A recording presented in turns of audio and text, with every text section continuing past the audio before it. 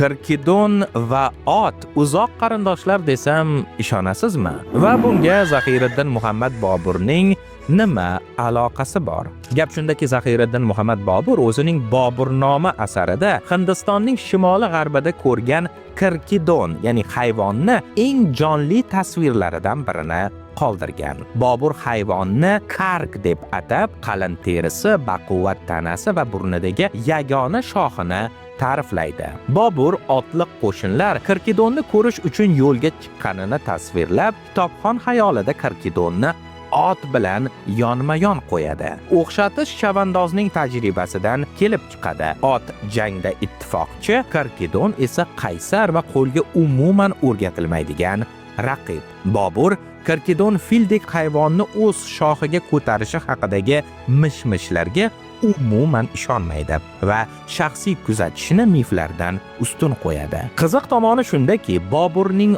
ot va Kirkidonni solishtirib tasvirlashi zamonaviy ilm-fanga nihoyatda mos keladi. Kirkidon va ot chindan ham bitta turkum, ya'ni toq tuyoqlilar, boshqacha qilib aytganda Perissodactyla turkumiga mansubdir. Demak, Boburning sezgisi uni aldamagan. Uning yovvoyi kark va odatiy ot haqidagi satrlari nafaqat xotiralar sahifalarida, balki tirik mavjudotlar tizimida ham o'z aksini topadi.